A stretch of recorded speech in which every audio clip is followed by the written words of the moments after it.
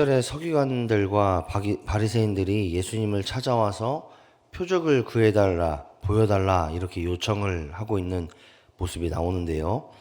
이런 모습에 우리는 경건한 그런 믿음의 사람인 것처럼 보여질 때가 있습니다. 그런데 이어서 나오는 39절의 말씀을 보면 그들이 예수님을 시험하고자 혹은 핍박하고자 이런 요청을 했다라는 것을 알 수 있습니다.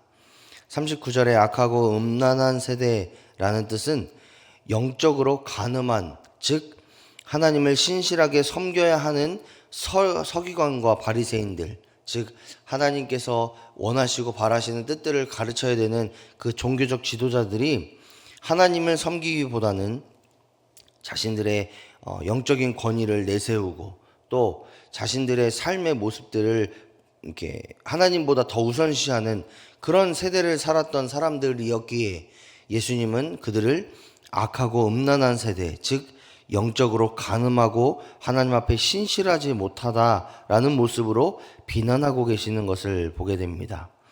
그리고 나서 예수님께서 하시는 말씀이, 예수님은 회개하라는 그 요나의 음성을 듣고 회개한 니느웨 사람들보다 또 솔로몬의 지혜를 듣기 위해서 먼 길을 찾아온 남방 여왕보다도 그들이 못하다라는 말씀을 하십니다.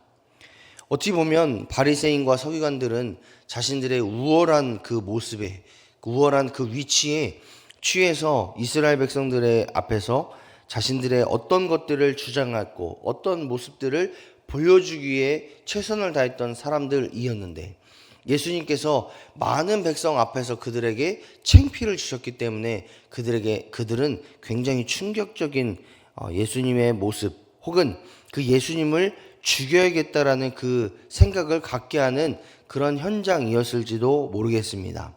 그런데 예수님께서 굳이 이 서기관과 바리새인들의 이야기를 통해서 우리에게 하시고자 하시는 메시지가 어떤 것인지라고 생각해 보았을 때에, 바리새인과 서기관들처럼 영적 간음, 즉 하나님보다 더 소중하게 여기는 영적 간음, 하나님을 신실하게 섬기지 못하는 그 영적 태만한 그런 우리의 모습들을 꼬집기 위해서 그 말씀을 하셨지 않았는가 생각해 봅니다. 하나님께서는 하나님을 믿는 우리들이 신실하게 하나님을 섬기고 하나님의 뜻 안에 거하며 하나님을 잘 따르는 순종의 삶을 살아가기를 간절히 원하고 계십니다. 따라서 악하고 음란한 세대라는 그 비난의 말들이 우리를 향한 비난의 말이 아니기를 원하시는 분이 하나님 아버지시라는 거죠. 또한 우리도 그러할 겁니다. 그러기 위해서는 우리가 영적 간음, 즉 우상 숭배, 하나님보다 더 사랑하는 그 어떤 것들을 우리의 마음 중심에 두기보다는 끝까지 하나님 사랑하고 하나님 중심의 삶을 살아가는 그런 신실한 모습으로 살아가야 될 줄 믿습니다. 그러면서 예수님은 귀신 들린 한 사람의 이야기를 전하십니다. 그 귀신 들린 한 사람의 이야기가 즉 악한 세대의 현 모습이기도 하다라는 것이죠. 귀신 들린 사람이 귀신의 나감으로 인해서 회복이 되는 은혜를 입게 됩니다. 그런데 43절의 말씀을 보니까 귀신이 그 사람을 떠나서 물 없는 곳으로 두루두루 다니면서 쉴 곳을 찾았지만 쉴 곳을 찾지 못했다. 그래서 그 귀신 들렸던 사람, 그러니까 자기가 나왔던 그 사람을 다시 한번 찾아오게 된다, 이런 말씀을 하고 있다라는 겁니다. 그런데 그 사람을 다시 한번 찾아보니까 그 사람의 상태가 어땠느냐 보니까 44절의 말씀을 보니까 그 집이 비고 청소되고 수리되었거늘 이렇게 말씀하고 있습니다. 즉 귀신이 쫓겨남으로 인해서 그곳이 깨끗하여지고 또 청소되어지고 다시 한번 그 마음이 경건해지는 혹은 깨끗해지는, 그 누가 살아도 무방한 그런 상태가 되었다라는 겁니다. 그런데 우리는 이 상태가 되었을 때에 어떻게 해야 되냐면, 우리도 예수님을 처음 만났을 때를 그때를 생각해 보면 우리 마음속에 있는 죄의 모습들을 다 회개하고 우리의 마음이 정결해졌을 때에 곧바로 예수님을 내 마음 중심에 모심으로 예수님을 섬기겠다라는 믿음의 결단을 했었던 그때가 여러분들에게 있으실 줄 믿습니다. 이것과 마찬가지로 귀신이 쫓김을 받았을 때에 그 집이 비워지고 청소되고 수리되었다라면 곧장 예수님을 모시고 예수님 중심으로 살았어야 됩니다. 그런데 문제는 뭐냐면 그것이 텅 비어 있었다라는 겁니다. 그러자 그 귀신이 다시 한번 그 집에 그 사람에게 다시 찾아왔을 때에 그 집이 깨끗하게 수리되었던 그 모습을 보므로 인해서 자기보다 더 악한 귀신 7을 데리고 와서 그 집에 거하는, 그래서 그 사람의 나중 형편이 전보다 더 취약해지는, 더 악해지고 더 형편없어지는 그런 모습들을 겪게 된다라는 것을 예수님께서 말씀하고 있다라는 겁니다. 이 말씀을 악한 세대, 즉 서기관과 바리새인들에게 하심으로 인해서 하나님께서 주시는 그 율법을 의지하고 그 율법대로 살아가는 것, 그래서 정결함을 받았으면 거기에 더해 예수님을 마음 중심으로, 삶의 중심으로 모심으로 인해서 그 마음을, 그 중심을 갖고 나가야지 그 마음이 깨끗해지는 것에서 끝나면 되겠느냐, 이렇게 꼬집고 있다라는 겁니다. 그리고 그런 상태에 있다라면 더 악한 모습으로 살아갈 수 있다라는 것을 경고하기도 있는 모습이기도 합니다. 따라서 우리는 날마다 그 하나님을 모시면서 살아가고 있는지를, 내 마음 상태가 어떤지를 점검해 봐야 된다는 거죠. 우리가 이 새벽에 나와서 날마다 주님께 기도하며 내 삶을 용서해 주시고 내 삶 가운데에 하나님 모든 문제들 해결해 주시고 이렇게 기도하는 것도 참 중요하겠으나 더 중요한 것이 있다라면 내 마음 중심에 깨끗하게 비고 청소되고 수리된 내 마음 중심에 하나님이 계시는가 그렇지 않은가, 이것을 또한 점검해 보아야 된다라는 것이 오늘 말씀의 중심이기도 합니다.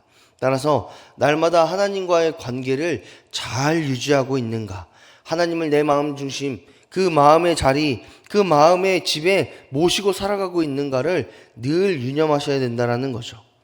이렇게 선포하고 계신 예수님께 예수님의 가족들이 찾아온다라는 것이 46절의 말씀입니다.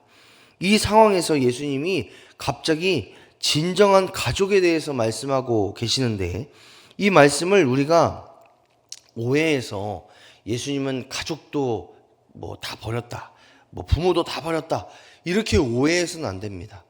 여기서 말씀하고 있는 것은 무엇이냐면 예수님은 하나님의 말씀에 순종하는 그 사람, 그런 삶을 살아가는 사람이 하나님께 복을 받는 그 하나님의 자녀라는 것을 말씀하시기 위해서 이 말씀을 하신 것이지, 우리의 육적인 가족들은 다 팽개치고 살아라 이렇게 말씀하신 것이 절대로 아닙니다.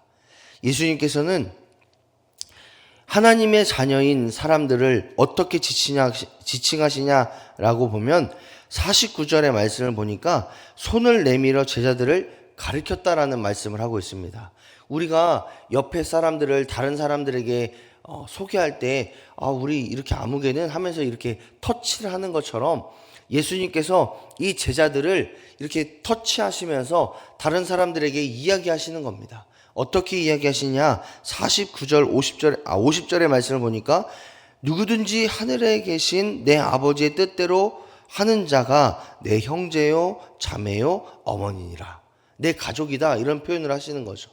그러니까 제자들, 하나님을 따르고 예수님을 따르겠다라고 그 말하는 제자들을 예수님이 터치하시면서 이 사람들처럼 하나님의 뜻에 순종하는 자가 하나님의 자녀다라는 말씀을 하고 계시다라는 겁니다.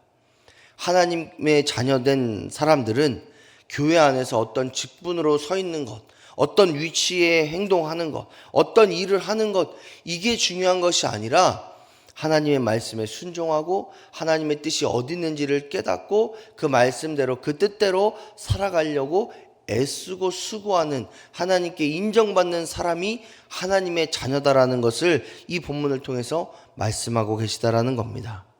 하나님께 사랑하신 여러분, 우리의 신앙의 여정 속에서 영적인 간음에 빠지지 않고 끝까지 하나님과 동행하고 하나님만 섬기고 하나님을 사랑하는 삶이 저와 여러분의 신앙 여정이 되시기를 주님의 이름으로 축복합니다. 우리가 끝까지 하나님을 섬기고 끝까지 하나님만을 사랑하고 끝까지 하나님의 은혜 가운데 살아가는 것이 바로 저와 여러분의 삶이 되시기를 주님의 이름으로 축복합니다. 더불어 우리의 심령 가운데에 오직 하나님만 채우심으로 인해서 우리의 삶의 중심에 하나님의 말씀이 있고 하나님의 말씀에 순종하고자 하는 결단이 있기를 소망합니다. 그래서 하나님께서 우리 한 사람 한 사람을 보실 때에 사랑하는 아무개가, 사랑하는 내 자녀가 하나님의 뜻 안에 거하며 하나님의 자녀된 삶을 살았다라는 그 인정을 받으시는 저와 여러분의 삶이 되시기를 주님의 이름으로 축복합니다.